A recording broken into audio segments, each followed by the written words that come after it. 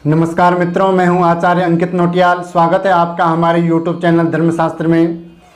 तो जैसे कि आप जानते हैं कि हम इस चैनल के माध्यम से धर्म से संबंधित जानकारियां लाते रहते हैं।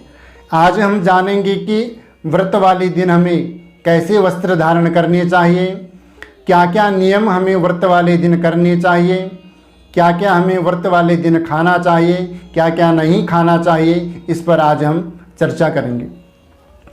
कई लोगों का प्रश्न होता है कि हम व्रत करते हैं, जैसे सोमवार के व्रत कर लिए, बृहस्पतिवार के व्रत कर लिए, मंगलवार के व्रत कर लिए, पर हमें हमारे व्रतों का फल प्राप्त नहीं होता है। क्योंकि कई लोग व्रत करते हैं अपने विवाह के लिए, क्योंकि उनके विवाह में अड़चनें होती है। कोई नौकरी के लिए व्रत करता है, तो कोई अपने घर में सुख शांति के लिए व्रत करता है, पर उन्हें व्रत करने के बाद भी उन व्रत का फल प्राप्त नहीं होता है। क्यों? इसका कारण क्या है?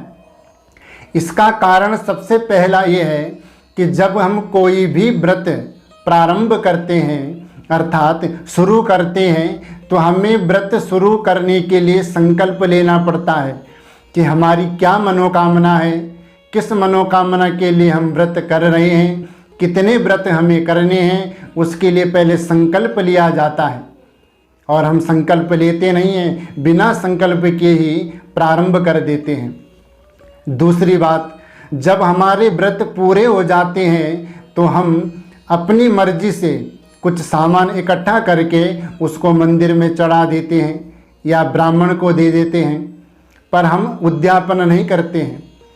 व्रत का उद्यापन जरूर होना चाहिए। जैसे हम संकल्प लेकर के व्रत प्रारंभ करते हैं, उसी प्रकार से हमने संकल्प करके अपने व्रत का उद्यापन करना है। और जो शास्त्रीय विधि के अनुसार उद्यापन की विधि है, उसी के अनुसार हमने उद्यापन करना चाहिए, तब हमारे व्रतों का फल हमें प्राप्त होगा, नहीं तो बिल्कुल भी नहीं होगा। अब कैसे वस्त्र हमें अपने व्रत में धारण करने चाहिए? तो हमारी शास्त्रों में कहा गया है, धारियेत रक्त वस्त्राणि, अर्थात लाल वस्त्र व्रत वाले दिन धारण करने चाहिए। सबसे शुभ माना गया है लाल वस्त्र।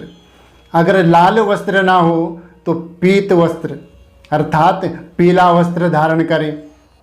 लाल पीला भी यदि ना हो तो जो शुभ रंग होते हैं उनको आप धारण कर सकते हैं, पर ध्यान रखें, काला, सफ़ेद और नीला कपड़ा कभी भी व्रत वाले दिन धारण नहीं करना चाहिए, नहीं तो हमारा व्रत खंडित हो जाता है।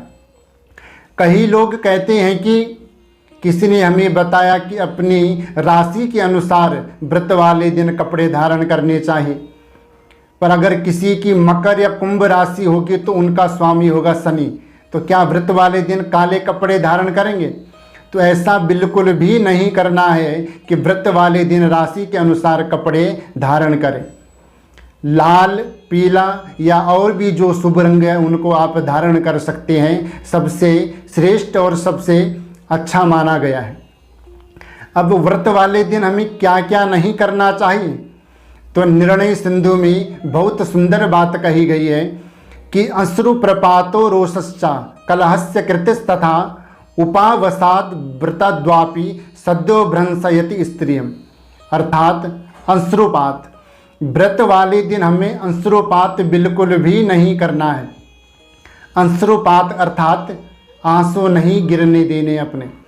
एक तो अंश्रुपात करना होता है जो हम भगवान की भक्ति में करते हैं, जैसे कि हम भगवान की कथा श्रवण कर रहे हैं, भगवान का कोई सुंदर सा प्रसंग चल रहा है, तब हमारे आँखों से अंश्रुपात हो गया, वो एक अलग बात है।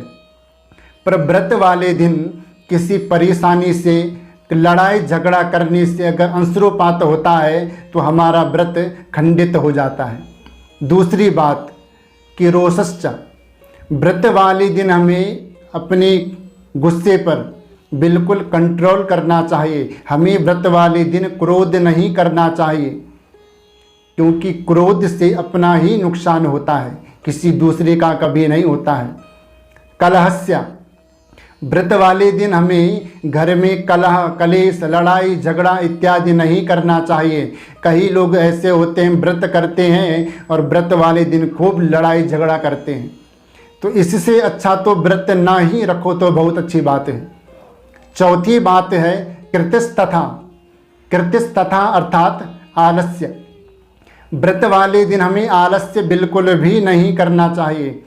कई लोग तो ऐसे होते हैं कि व्रत वाले दिन खटिया पकड़ के सो जाते हैं, उनको पूरे दिनमान आलस्य ही आता रहता है। तो व्रत वाले दिन आलस्य नहीं करना चाहिए। जितना हो सके ज़्यादा से ज़्यादा धार्मिक ग्रंथों का पाठ करें, भगवान के नाम का संकीर्तन करें, भगवान के बीज मंत्र का जाप करें। इससे आपको आलस्य बिल्कुल भी व्रत वाले दिन नहीं आएगा। इसलिए इस प्रकार से आप व्रत करें तो आपको आपके व्रत का फल जरूर मिलेगा। तो जिस प्रकार से मैंने आपको व्रत के नियम बताएं उस प्रकार से आप व्रत करें। आज के लिए इतना ही। मुझे विश्वास है कि हमारे द्वारा दी गई जानकारी आपको ज़रूर पसंद आई होगी। हमारे द्वारा दी गई जानकारी आपको पसंद आए तो हमारे चैनल को सब्सक्राइब करें, शेयर करें, लाइक करें। तब तक के लिए जय जय श्री राधे श्याम।